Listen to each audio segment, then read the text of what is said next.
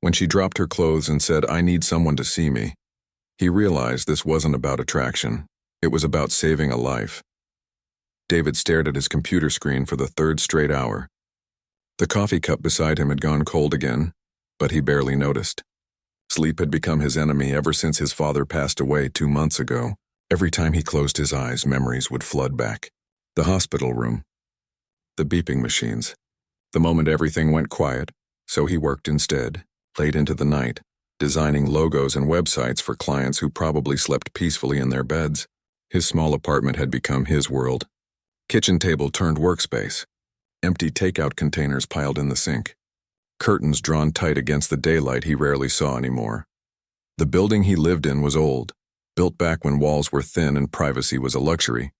He could hear everything. Mrs. Johnson downstairs watching her late-night shows.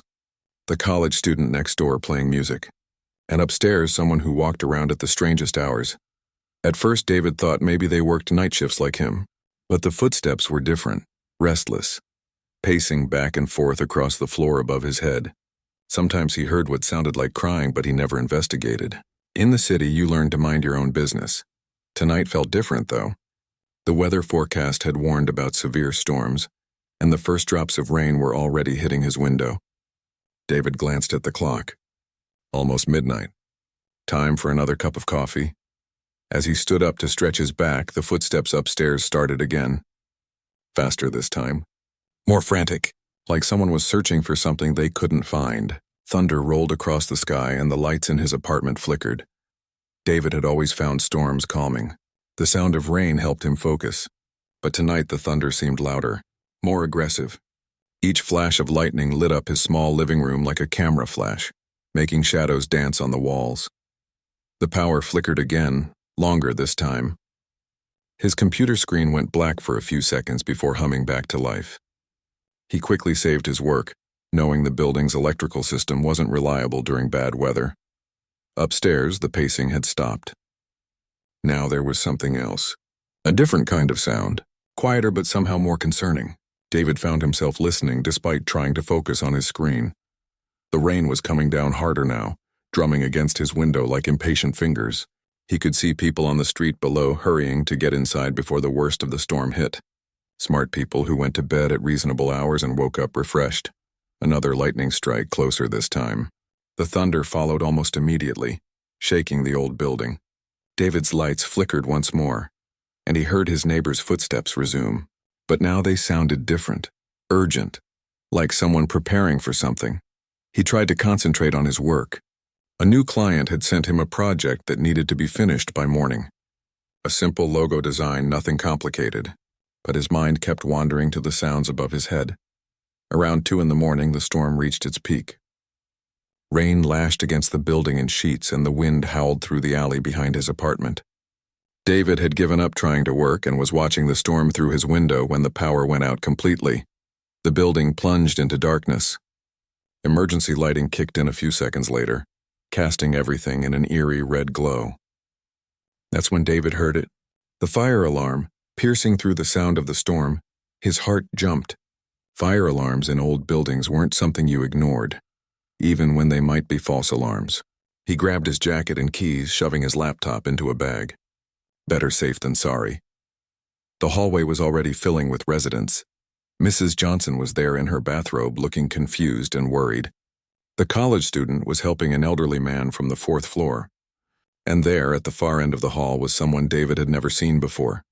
She was small, probably in her late 20s, with dark hair that looked like she'd been running her hands through it. She wore a thin robe over what looked like paint-stained clothes, and she was shivering, not just from the cold, David realized, but from something else entirely. The building manager was directing everyone toward the stairs, explaining that the alarm had been triggered by electrical surges from the storm. A false alarm, but they still had to evacuate until the system could be reset. Outside, the rain was relentless. The small group of residents huddled under the narrow overhang by the building's entrance, but it wasn't much protection. David watched as his upstairs neighbor wrapped her thin robe tighter around herself. She'd clearly grabbed whatever was closest when the alarm went off. Rough night for this to happen, David found himself saying, moving a little closer to block some of the wind. She looked up at him with tired eyes. Up close, he could see the paint stains weren't just on her clothes. There were traces of blue and yellow on her fingers, like she'd been working on something when the alarm interrupted her. "I'm fine," she said quietly, but her voice was shaking. "Just wasn't expecting to stand in the rain tonight." David shrugged out of his jacket without thinking about it. "Here, take this. I run hot anyway." She hesitated for a moment, then accepted the jacket with a small nod. "Thanks, I'm Elena, by the way. I live in 4B. David, 3B. Right below you, actually." Something flickered in her expression. Embarrassment, maybe. "Oh, I hope I haven't been keeping you awake." "I know I walk around a lot at night." "No, it's fine.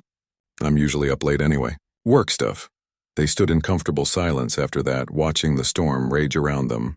Other residents were chatting nervously, but David and Elena seemed content just to exist in their own quiet bubble. After what felt like forever, the building manager gave them the all clear. The elevator was out of service due to the power issues, but they could return to their apartments via the stairs. As they climbed the stairs together, David noticed Elena was carrying a small canvas along with her keys and phone. It was abstract, mostly blues and grays with hints of something brighter underneath. "Are you an artist?" he asked, genuinely curious.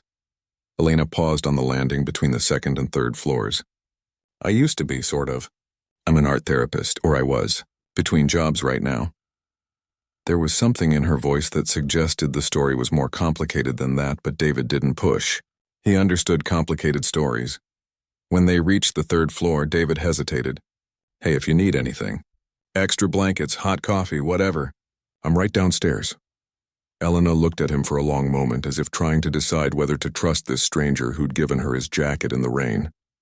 "Thanks," she said finally. "That's really kind of you."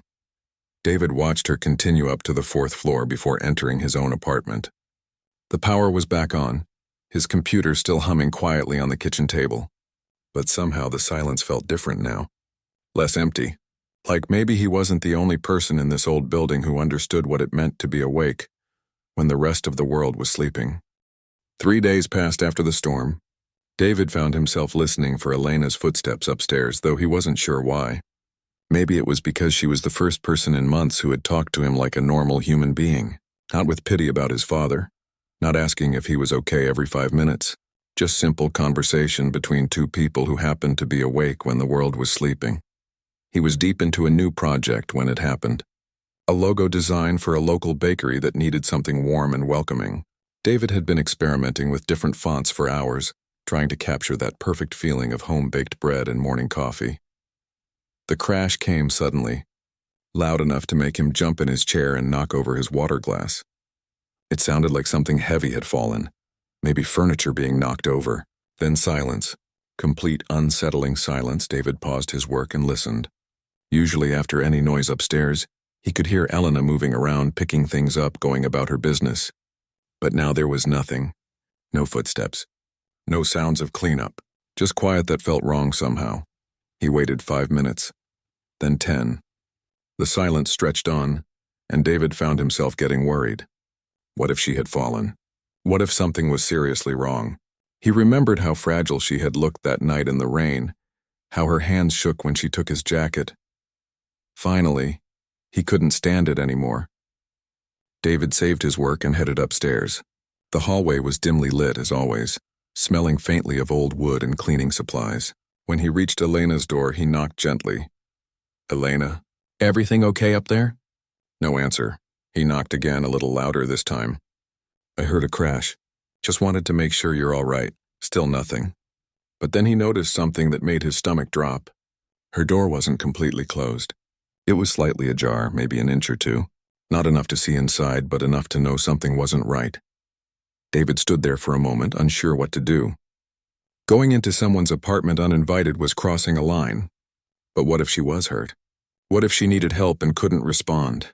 "Elena," he called out again, pushing the door open just a little. "I'm coming in to check on you, okay?" The apartment was a mess, but not from the crash he'd heard. This was different. This was the mess of someone who was struggling to take care of themselves. Empty food containers stacked on the counter. Mail piled up and unopened.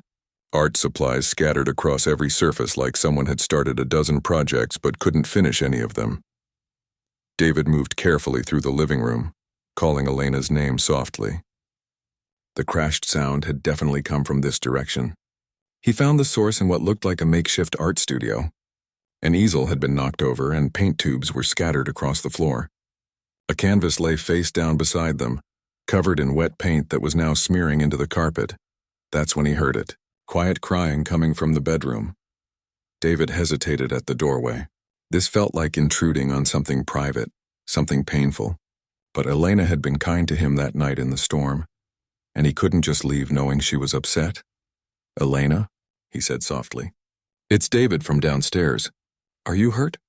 The crying stopped. After a moment, he heard her voice, shaky and small. "I'm okay. You can come in." David pushed the bedroom door open and found Elena sitting on the floor beside her bed. Her knees were drawn up to her chest and her face was streaked with tears. She looked up at him with eyes that seemed to carry the weight of the world. For a long moment, they just looked at each other. David could see she was fighting some internal battle, trying to decide whether to let him see how broken she felt, or to put up the walls that most people use to keep others at a safe distance. Then, without saying a word, Elena stood up. Her movements were slow, deliberate. She reached for the hem of her paint-stained shirt and pulled it over her head, letting it fall to the floor. Then her jeans until she stood there in simple undergarments, vulnerable and raw. David's first instinct was to look away, to give her privacy. But something in her expression stopped him. This wasn't about attraction or seduction. This was about something much deeper, something desperate. "I need someone to see me," Elena said, her voice breaking. "Really see me. Not the version of myself I pretend to be okay. Not the professional mask I wear when I'm trying to convince people I have my life together. I need someone to see that I'm still here underneath all this mess." David understood immediately. He didn't step forward or backward. Instead, he sat down on the floor right where he was, maintaining eye contact with Elena. Not looking at her body, but looking at her. Seeing the pain in her eyes, the exhaustion in her shoulders, the way she was barely holding herself together. "I see you," he said simply. "I see someone who's hurting. Someone who's been carrying something heavy for too long." That's when Elena completely broke down. She sank back to the floor and the words came pouring out between sobs. How she had lost her therapy practice 6 months ago. How one of her patients, a young man she'd been working with for depression, had taken his own life. How everyone kept telling her it wasn't her fault. But she couldn't stop believing that maybe if she had said something different, done something more, he would still be alive. David listened without trying to fix anything. He knew from his own experience with grief that sometimes people didn't need solutions. They just needed someone to witness their pain without judgment.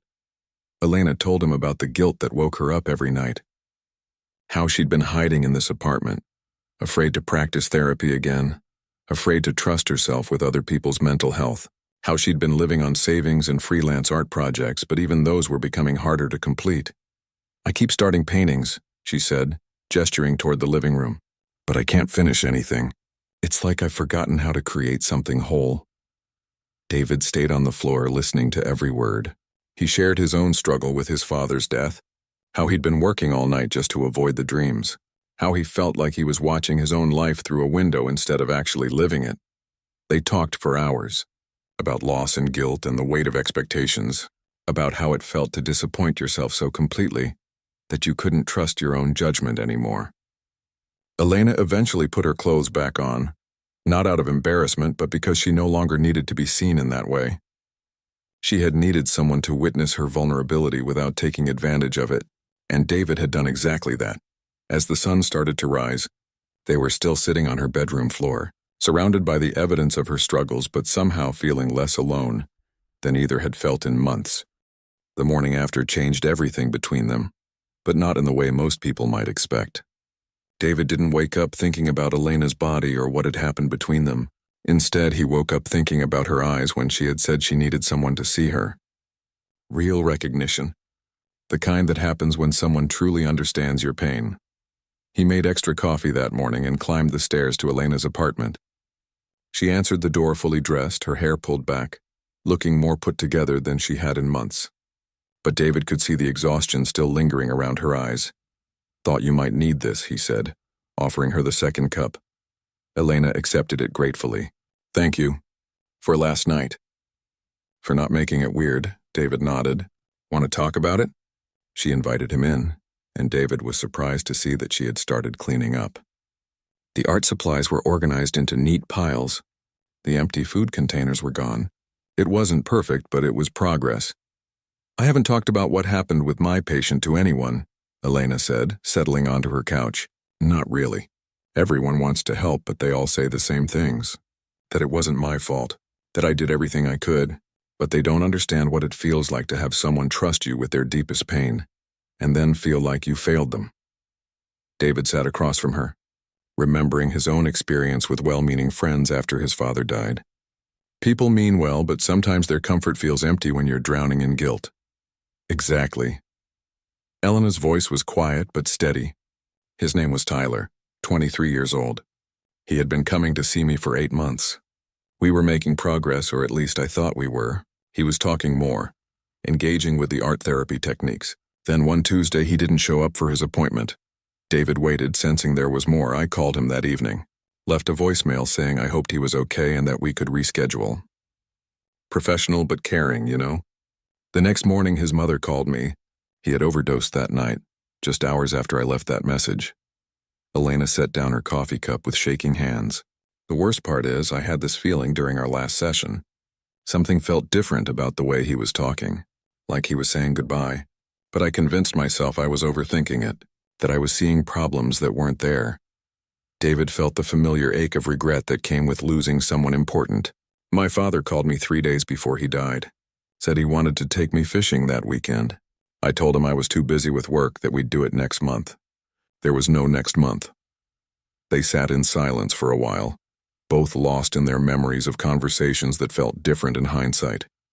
The guilt is the hardest part, Elena continued. Everyone keeps telling me that depression is a disease, that Tyler made his choice, that I couldn't have prevented it. But in my heart, I keep thinking about all the things I could have said differently, all the signs I might have missed. David understood completely. With my dad, I keep replaying every phone call, every visit, wondering if I had been more present, more available, maybe I would have noticed he wasn't feeling well. Elena looked at him with recognition.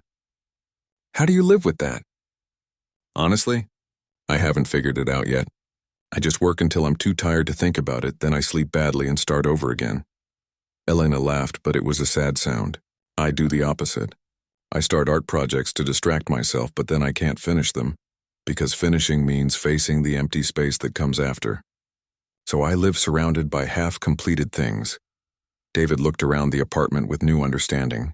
The scattered art supplies, the unfinished canvases, the general chaos. It wasn't laziness or carelessness. It was someone afraid of endings. What if we tried something different? David said suddenly. What do you mean? What if we helped each other face the things we're avoiding? I could help you finish some of your projects. You could help me actually deal with my grief instead of just working through it. Elena considered this. Like accountability partners? Something like that. But more honest than most people can handle. Elena was quiet for a long moment, thinking. Then she got up and walked to one of her unfinished canvases. It was a landscape, mostly complete except for the sky. She had blocked it in with blue. But there were no clouds. No depth. No life to it. I started this painting the week after Tyler died, she said. It's supposed to be the view from the park where I used to walk when I needed to clear my head.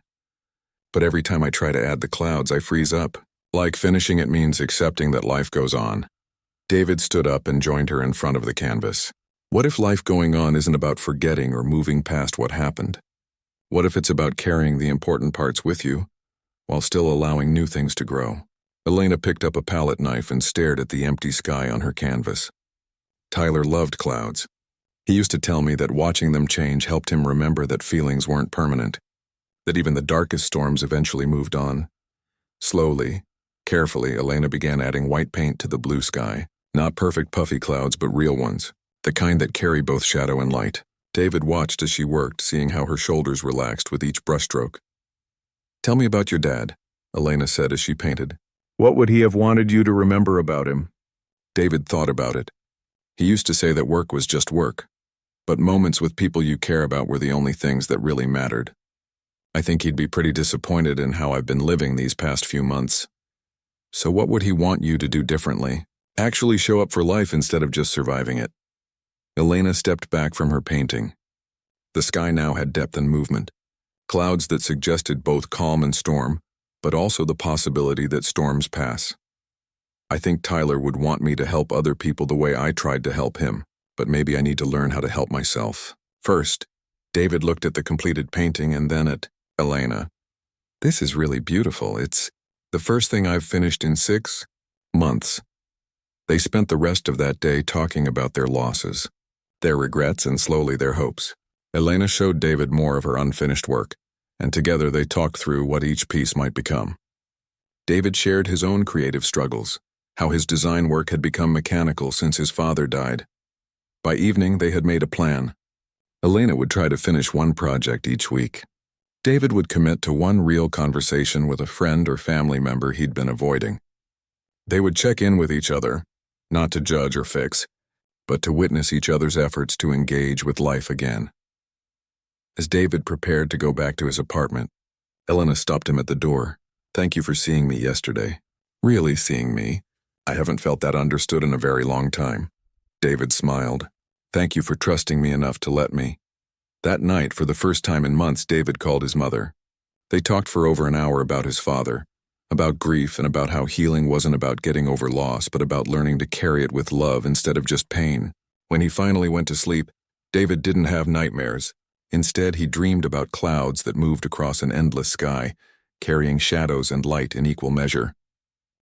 2 weeks into their unofficial partnership, David and Elena had settled into a routine that surprised them both. Every Tuesday evening, they met in Elena's apartment to check on each other's progress. Not like a formal meeting, but more like friends sharing coffee and honest conversation. Elena had kept her promise about finishing projects.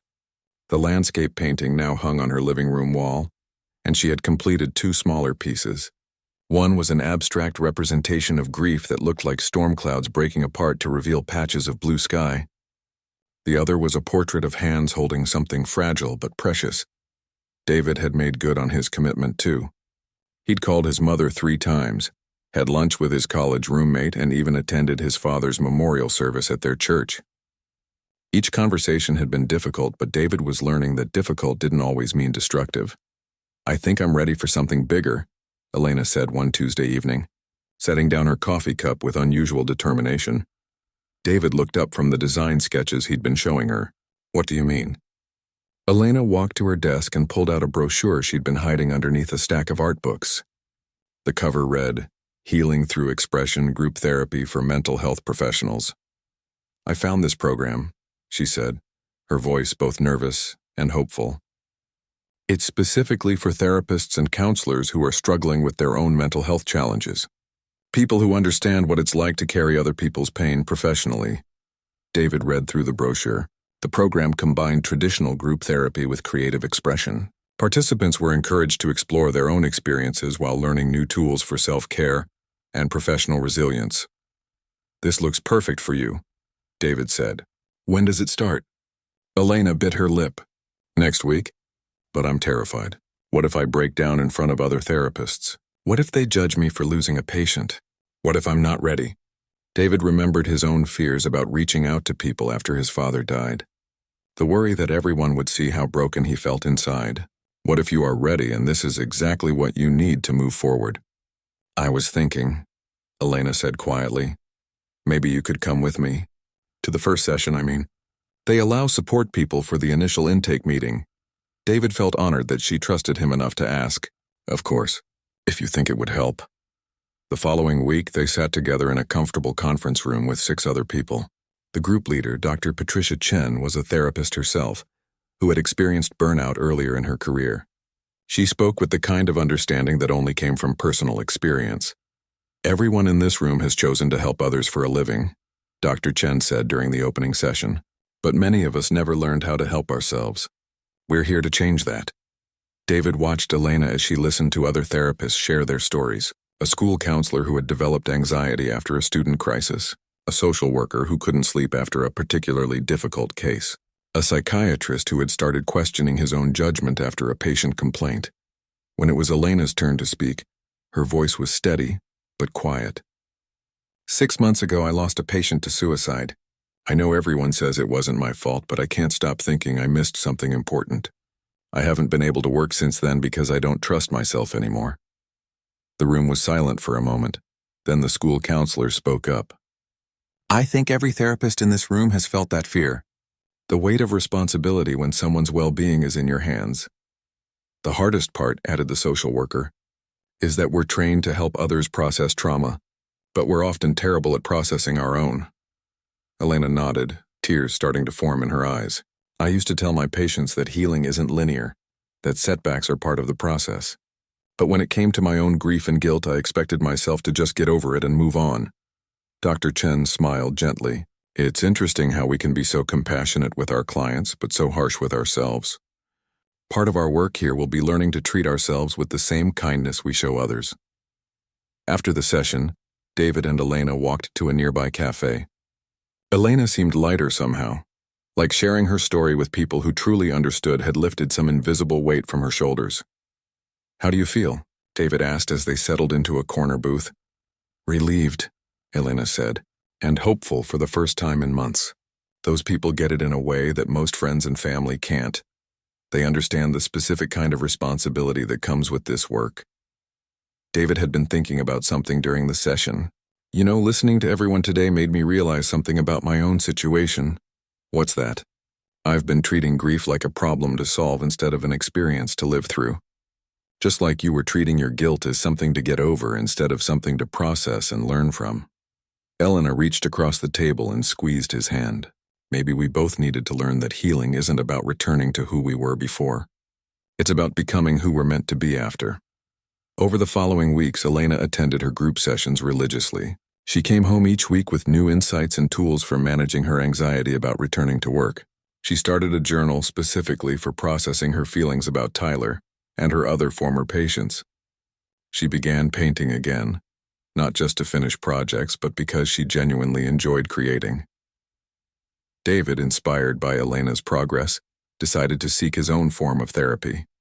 He found a grief counselor who specialized in sudden loss and began weekly sessions. It was harder than he expected, but also more helpful than he'd imagined. I've been thinking about going back to work, Elena told David one evening about 6 weeks into her group therapy program. Really? How does that feel? Elena was working on a new painting as they talked. This one showed a garden growing through cracked concrete, representing how beautiful things could emerge from broken places. Scary, she admitted, but also right. Dr. Chen helped me realize that my experience with Tyler, as painful as it is, has taught me things about loss and resilience that could help other clients. Not that I would share my story inappropriately, but I understand now what it means to sit with someone in their darkest moment. David looked at Elena's painting, struck by how much it represented both of their journeys. What kind of work are you thinking about? There's a position at a community mental health center. They're looking for someone to develop their art therapy program. It would be different from private practice, more collaborative, more support. That sounds perfect for you. Elena set down her brush and looked at David seriously. I want you to know that none of this healing would have been possible without you. Not just the therapy group, but everything. The way you saw me that night without judging me. The way you've shown up consistently without trying to fix me. David felt a warmth in his chest that he hadn't experienced in months. You've done the same for me. You helped me understand that avoiding grief wasn't protecting me from pain. It was just postponing it. As Elena prepared for her job interview the following week, David realized something had shifted in both of them. The apartment upstairs no longer echoed with restless pacing. His own late-night work sessions had evolved from escape mechanisms into genuine productivity. They were both sleeping better, laughing more, and slowly rebuilding their confidence in their ability to navigate life's challenges. The night before Elena's interview, they sat on her fire escape watching the city lights and talking about the future. For the first time in months, the future felt like something to look forward to, rather than something to survive. 6 months later, David stood in the bright, airy space that would soon become Elena's first solo art exhibition. The community center had given her a beautiful gallery room with tall windows and white walls that made every piece of art seem to glow with its own inner light. Elena was across the room, carefully hanging her latest painting. She moved with confidence now, her shoulders no longer carrying the weight of guilt and self-doubt that had once made her seem smaller than she actually was. The job at the community mental health center had been exactly what she needed. Working with a team of supportive colleagues, developing art therapy programs for people dealing with various challenges, had helped her remember why she'd chosen this profession in the first place. "How's this one look?" Elena called out, stepping back from a canvas that showed two figures sitting in darkness, but with light appearing in the space between them. David walked over to examine it more closely. "Is this from that night when we first really talked?" Elena nodded. "I painted it last month. It represents something I learned in therapy about how healing happens in relationships, not just professional ones, but human connections in general." The painting was beautiful and complex. The two figures weren't touching, but there was something in the space between them that suggested understanding, support, connection.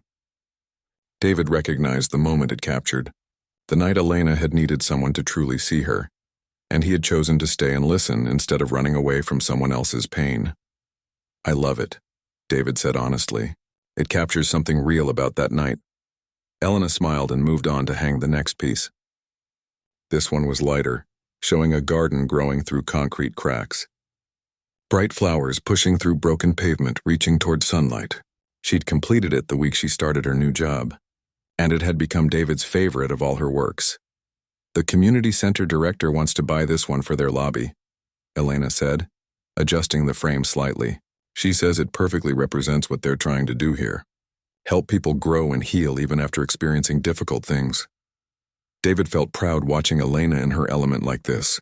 Over the past 6 months, she had slowly transformed from someone hiding from her profession to someone embracing it in a healthier way. She'd learned to set boundaries, to take care of herself while caring for others, and to see her experience with Tyler as part of her story rather than the end of it. The exhibition was called After the Storm Art for Mental Health Awareness. All proceeds would benefit the community mental health center's art therapy program. Elena had painted 12 new pieces specifically for this show, each one representing a different aspect of mental health, healing, and resilience. "I can't believe how many people are coming tonight," Elena said, checking her watch. The opening reception would start in 2 hours, and Elena was nervous in the best possible way. David had designed all the promotional materials for the exhibition, donating his services because he believed in what Elena was doing. Working on the project had been personally meaningful for him, too. Each poster, each brochure, each social media post had reminded him of how far they'd both come from those dark nights, when neither of them could sleep. "Did your mother confirm she's coming?" Elena asked. David nodded. "She'll be here, and she's bringing 2 of her friends from her book club. She's so proud of this project." David's relationship with his mother had improved dramatically over the past 6 months. Regular phone calls had evolved into visits, and visits had become genuine friendship. She'd been supportive of his therapy work, and had even started seeing a grief counselor herself to process losing her husband. "What about your group from therapy?" David asked.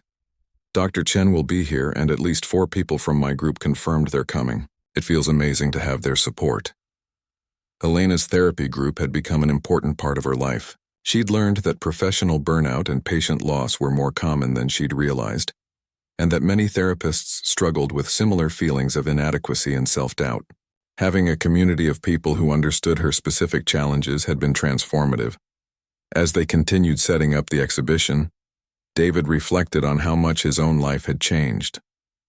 His graphic design business was thriving in ways it never had before. Taking care of his mental health had made him more creative, more focused, and more willing to take on meaningful projects. He'd started volunteering with organizations that supported mental health awareness, using his design skills to create materials that could help other people find resources and support.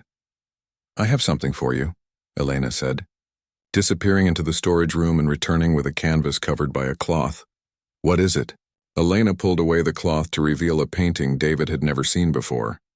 It showed a man sitting at a desk late at night, but instead of looking isolated, he appeared peaceful. There were warm colors around him, and through a window in the painting you could see the dawn beginning to break. "This is how I see you now," Elena said softly. "Someone who learned to transform his late nights from escape into creation. Someone who chose to heal instead of just survive." David was genuinely moved. "Elena, this is incredible. But why now? Because tonight isn't just about my art or my healing. It's about what we've learned together. About how people can help each other through the darkest times without trying to fix or save each other, just by showing up consistently with compassion and honesty. As the afternoon progressed, people began arriving for the reception. Elena's colleagues from the community center came first, followed by David's mother and her friends. Dr. Chen arrived with several members of Elena's therapy group. Local artists and community members filled the space, drawn by curiosity about mental health awareness and art. David watched Elena as she talked with visitors about her work. She spoke openly about her journey, about losing Tyler, about learning to heal herself before trying to help others heal. Her vulnerability was balanced with strength, her honesty with hope. People were drawn to her authenticity. "Excuse me, are you David?" A young woman approached him near his favorite painting, the garden growing through concrete. "Yes, that's me. I'm Jessica, Elena's supervisor at the community center. I wanted to thank you for the design work you donated for this exhibition. It's beautiful, and it's helped us reach so many more people than we expected." David felt genuinely fulfilled by her appreciation. "It was my pleasure. This cause means a lot to me personally. Elena tells me you two have supported each other through some difficult times. That's exactly the kind of community connection we're trying to promote through our programs." As the evening wound down, David and Elena found themselves standing in front of the painting of the two figures in darkness with light between them. The gallery was nearly empty now, just a few people finishing their conversations near the refreshment table. "How does it feel?" David asked. "Your first solo exhibition?" Elena looked around the gallery, taking in all her completed works hanging on the walls. "It feels like coming full circle, but in a way I never expected. 6 months ago, I thought my career as a therapist was over. Tonight, I sold 3 paintings to people who said the art helped them understand their own mental health struggles better." David smiled. "Your art is doing exactly what you always wanted your therapy to do. It's helping people heal." Elena turned to look at him seriously. "None of this would have happened without you. Not just the practical support, but the way you believed I could get through this even when I didn't believe it myself. You would have found your way eventually," David said. "You're stronger than you realized." "Maybe. But I'm grateful I didn't have to find it alone." As they turned off the gallery lights and locked up the space, David realized that their story had become something he never expected. Not a romantic love story, though their connection was deep and meaningful. Not a simple friendship, though they genuinely cared for each other. Instead, they had created something rarer and perhaps more valuable. A partnership built on seeing each other completely, accepting each other's flaws and strengths, and choosing to grow together rather than trying to fix each other. Walking home through the city streets, David thought about the title Elena had given to that first painting, "After the Storm." It seemed to perfectly capture where they both were now. Not unchanged by the difficult experiences they'd weathered, but stronger, more compassionate, and more alive than they'd been before. The apartment building looked different to David now, too. Not like a place to hide from the world, but like a home where healing had happened, where two broken people had learned to help each other become whole again.